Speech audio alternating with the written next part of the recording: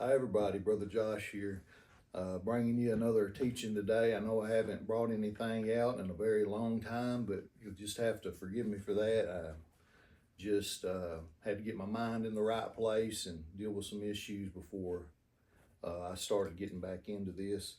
And I can't promise you how many videos I'm going to get out in the next, if I'm going to get one out a week or one out every 2 weeks, whatever. It's just they're going to come as they go. I'm not going to put a lot of pressure on myself to get a bunch of them out, but I will continue to bring more videos for you.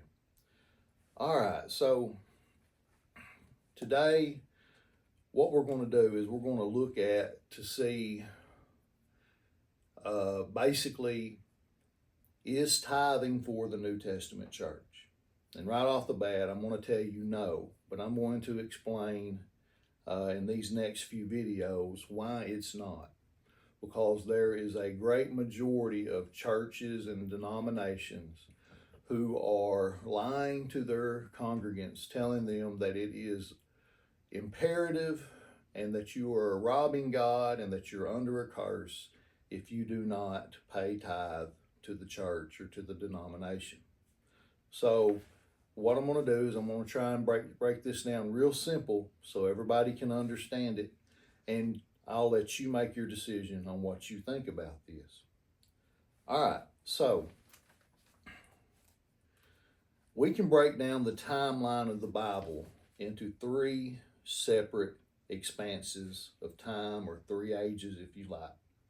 Now, we could break it down more, but I think these three will be the simplest to understand what we're talking about here.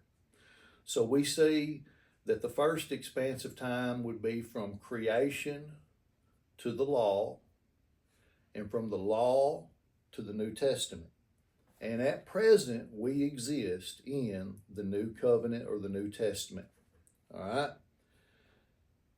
There were separate covenants God made with man before the covenant of law and after the covenant of law, or the Old Covenant. Because after the Old Covenant came the New Covenant. Okay? So let me go ahead and show you that there is a division in the covenants in which God makes.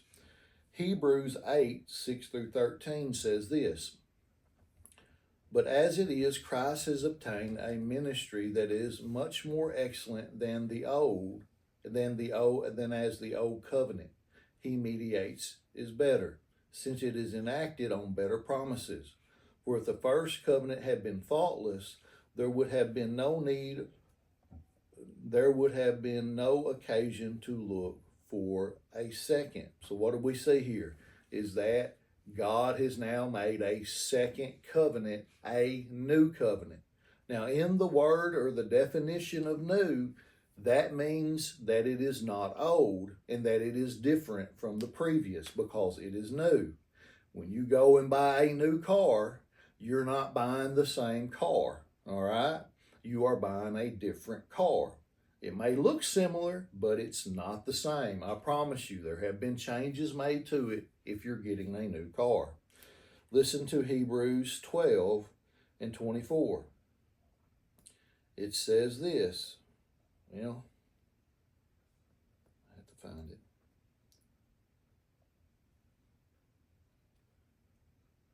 I'm sorry, let me get here. Hebrews 12 and 24 says this. A little rusty.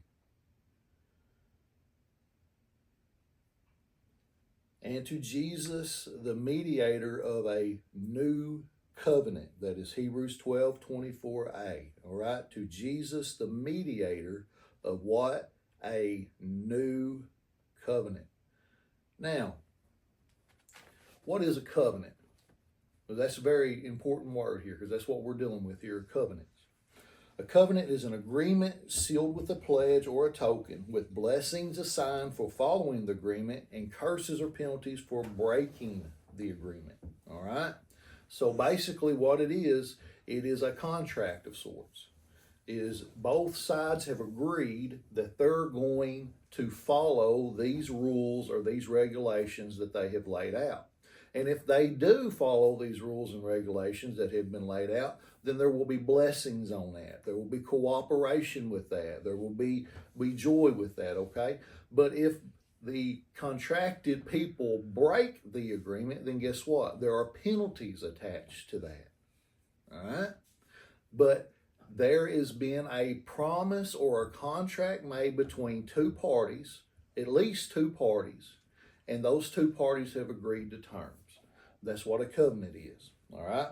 Now, in Genesis 15, 17, and 18 says this.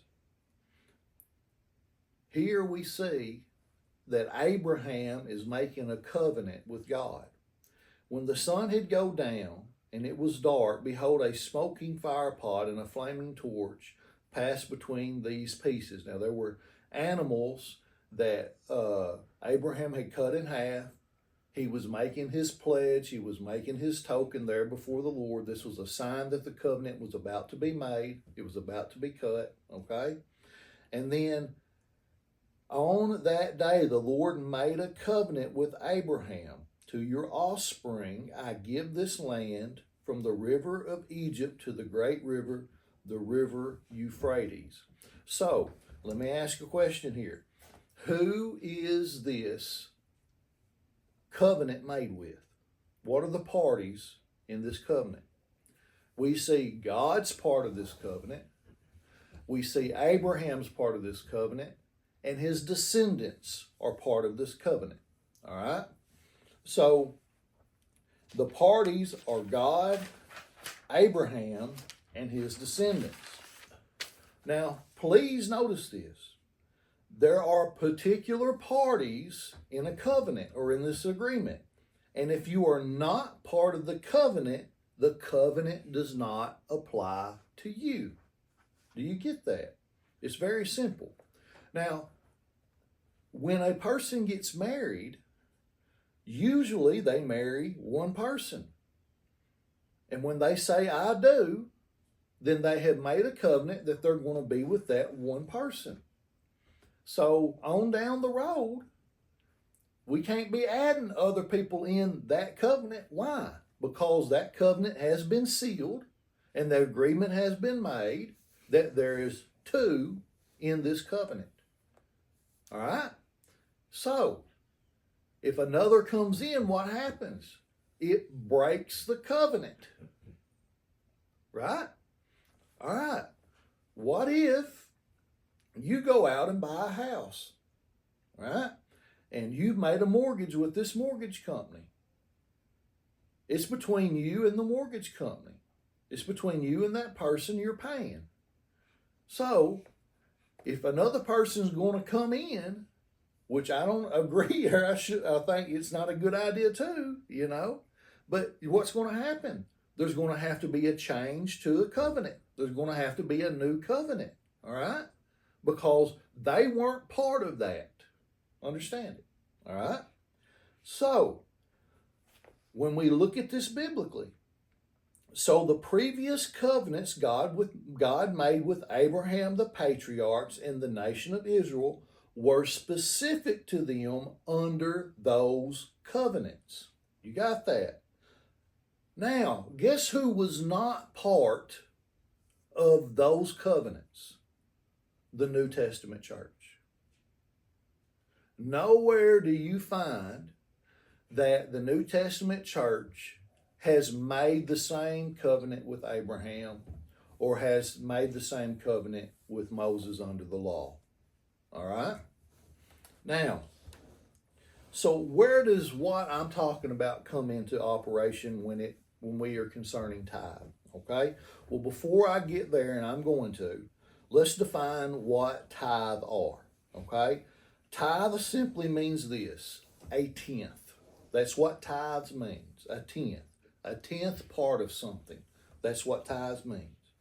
So, when we look at Genesis 14 and 20, what we find here is that Abraham gave a tenth of the spoils of war to who? Melchizedek, right? Now, here's what I need you to understand. is that Abraham was not under the law of Moses. So we can't define tithe here, used in Genesis 14:20, under the conditions of the law of Moses. Do you get that? The law of Moses did not come until 430 years later. Let me read it to you. Galatians 3:16 and 17. Now the promises were made to Abraham and to his offspring. It does not say and to offsprings, referring to many, but referring to one, and to your offspring who is Christ. This is what I mean. The law which came 430 years afterward does not annul a covenant previously ratified by God so as to make the promise void. The promise was Jesus Christ. Okay? And in that previous covenant he made with Abraham, there was the promise of the coming Messiah. And that promise was not null and void, but has come down through the ages. All right? Now, Genesis 14 and 20 talks about how that when Abraham was living out in the wilderness, that Abraham's son Lot was captured by some kings, or his son, nephew Lot was captured by some kings, okay, when he lived in Sodom. And so when he lived in Sodom, Abraham got together his army and went and saved Lot from this army that had come into Sodom and taken him. All right? And what had happened is that when Abraham had done this, there was a lot of booty, a lot of loot that come from him winning this war. All right? And so Abraham gave a free will offering, a 10th part of the spoils of war to Melchizedek. All right? Now there's something very important here. Is that a lot of people say, that you have got to give a 10th of what you produce to God. All right? Which, by the way, is not biblical. But notice here that Abraham did not give a 10th of what he produced. He gave a 10th of spoils of war. And that these spoils of war really were not his property. They were spoils of war. Now, some may argue they were because he won the war, but apparently Abraham didn't think they were his, or he would have kept them. All right? Now, so he gave it to the high priest Melchizedek. Now, notice this. Abraham tithed one time, not many, out of his 175 years of life. This is the only time you see him giving a 10th to Melchizedek. And it was not even his property to begin with. It was not from his production of wealth, not from his production of sheep, goats, any of that. Okay? It was from the spoils of war. And nowhere in Scripture does it record a pre-law tithe covenant with Abraham. I can't find it. Nowhere can I find where God says you're going to pay a 10th of everything that you own. It's not there. Okay? So we can't, as New Testament Christians, look at what happened here with Abraham and say, boom, right there we get it. There's tithes right there. No, it's not tithes. It was a 10th of the spoils of war. It was a free will offering that what? Abraham gave. It was not regulated or mandated by God. All right, so now let's look at the second example, what we see that people would call tithe in the Old Covenant or in the time of the patriarchs. Genesis 28, 18, and 22. And I'm going to call this Jacob's 10th, okay? And Jacob has had his dream or his vision about the ladder to heaven, and he's laying there, and he wakes up, and this is what happens. So early in the morning, Jacob took that stone that he had put under his head and set it up for a pillar and poured oil on top of it. He called the name of that place Bethel, but the name of the city was Luz at the first. Then Jacob made a vow, saying, if God will be with me and will keep me in this way that I go, and will give me bread to eat and clothing to wear, so that I can come to my father's house in peace, then the Lord shall be my God, and this stone which I have set up for a pillar shall be God's house, and of all that you give me, I will give a full tenth to you. Okay? Now, the key to understanding Jacob's tenth is the phrase this: Jacob vowed a vow. He made a vow. All right? Notice this, is that Jacob is not living under old covenant law. Jacob is what? A descendant of Abraham. And he is living under the covenant that God made with Abraham. And nowhere do we find in that covenant that God has commanded Abraham or his children to give a tenth. All right? So, Jacob made a vow. The word vow here in the Hebrew, the word is nader, and it simply means a promise. All right? He made a promise to God. It was a future promise made to God, and the only two people in this promise was God and Jacob, no other. God never told Jacob to do this. Jacob did this freely of his own will. And he was not told in any previous covenant that was made that he was to give a tenth of all that he had. Is that Jacob was so grateful for the vision, is that Jacob was just, in love with God, or he was trying to get there. He was working things out, and he says, you'll be my God, and I will give you a tenth of what I've made. All right? This was a free will offering. It was a vow he made to God.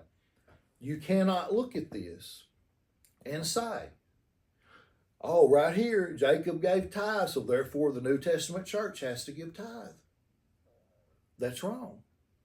We have got to define the people who the covenant is with, the time of the covenant, and who the parties are. All right? And we can't take something that was made previously before and then apply it to something in the past, because they're different. There are differences in the covenants. All right? So we're going to stop there. And I'll get to part 2 to you. And then the next phase of this lesson will go into tithing under the law. All right? We'll see you later.